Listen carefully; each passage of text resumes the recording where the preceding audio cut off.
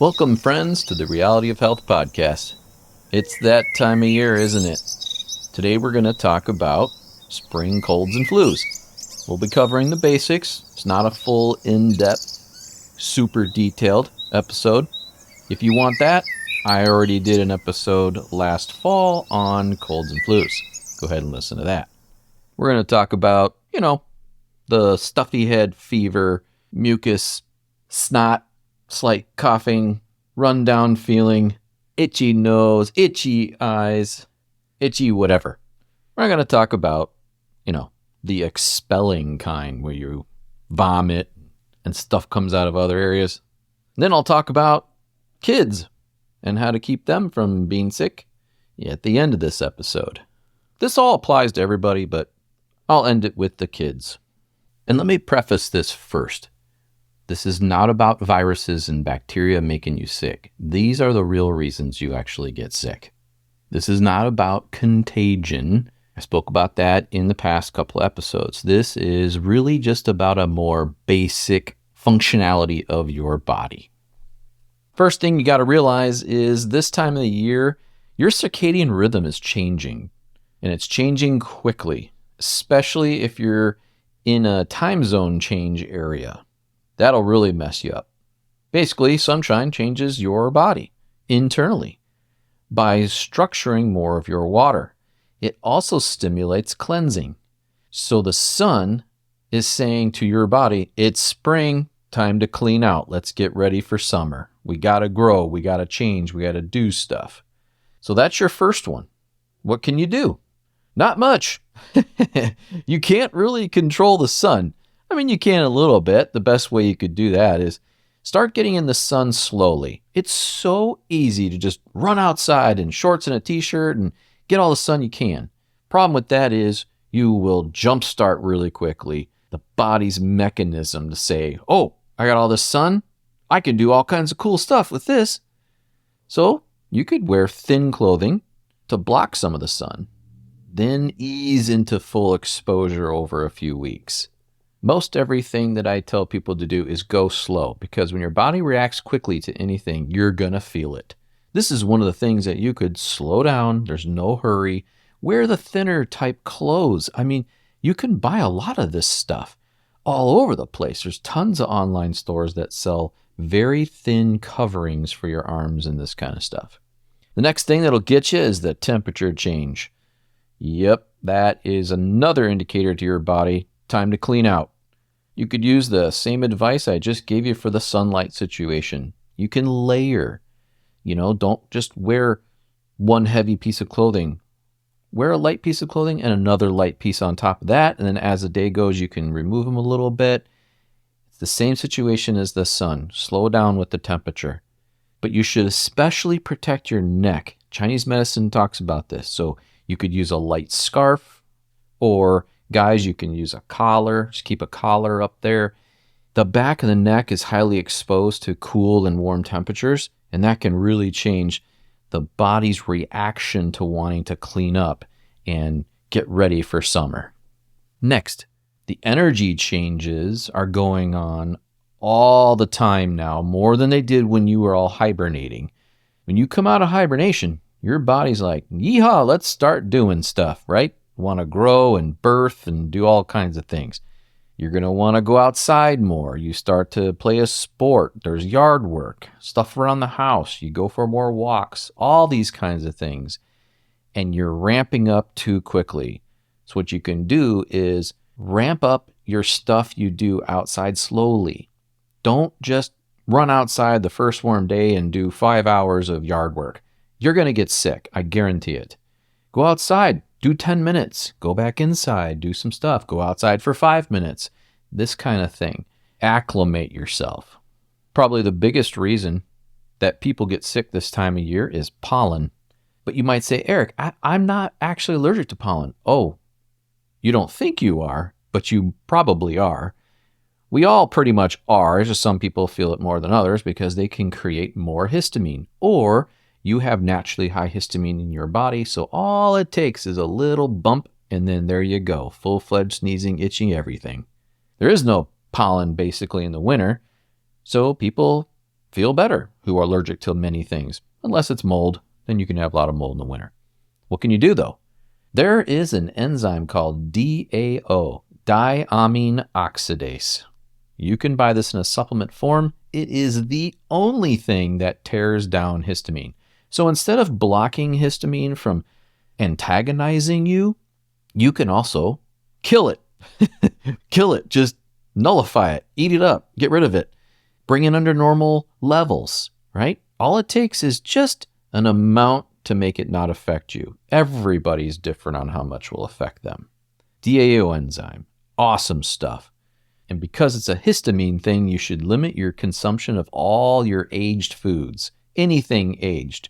Cheeses, aged meats, sausages, anything processed. Go very clean, fresh. Don't do leftovers. Maybe even look up online high histamine foods and avoid those. So that means you should be doing more animal food right now, less plants. Awesome for histamine would be to do homeopathic remedies. They've got singles and then they got compilations for all kinds of situations, but they do really well with colds and flus and sinus conditions and all this kind of thing. Singles, they can be taken once a day or multiple times a day, as much as you want. Especially if you're prone to pollen allergies, then start early and take a combo product like BioAllers, BioAllers. They've got a full range of allergenic homeopathic remedies, and they work. If you're going to use homeopathic remedies, then you need to make sure your mouth is clean and don't use it for 30 minutes after you've done anything. Got to wait that 30 minutes, then you can use it. The other reason people get sick is it's psychosomatic. We talked about that one recently. Just by thinking you're going to get sick, you can get sick. So if you say, oh, I always get sick this time of year, well, you just set yourself up. Don't assume you're going to get sick. Don't even tell yourself you're going to get sick. Tell yourself you're not going to get sick. Think about how you are healthy and perfectly fine all day long. Your thoughts and emotions can make you sick. It is a fact. They do it all the time in studies to prove that the mind can make you sick. I explained recently how you're a crystalline structure water being, and you can imprint that thought of being sick, and it will make you sick. No such thing as a virus or a bacteria that causes you to get sick. Nada, no way, zero proof, never done it.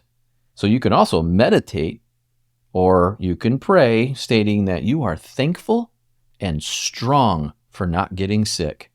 Thoughts like that can make you feel great and keep you from getting sick. The nastiest way you get sick is the body trying to clean itself. Toxins in all areas of your life. Your body's like, all right, spring, time to clean it out, and it's trying to push it out, and you're going to feel it. But Eric, the whole family? How would the whole family get sick at the same time? Well, that very reason, plus psychosomatic. Y'all could have been eating the same food, doing certain things together, and it stimulates everybody to get sick. So many cases of families all getting sick and only to find out that they all did the same thing together, like swim in a body of water, or they stayed in the same hotel room, or any number of things.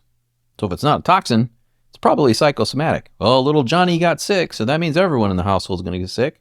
Boom, y'all do. So what can you do if it is a toxin? Well, how about prepare just in case it would be, and or any of these other reasons that I'm speaking about. You can take echinacea, small amount each day for a couple months until the spring changes over. It's very gentle. You can use it every day. You're not doing it all year, so don't listen to people tell you, oh, you got to take a break. Don't worry about that.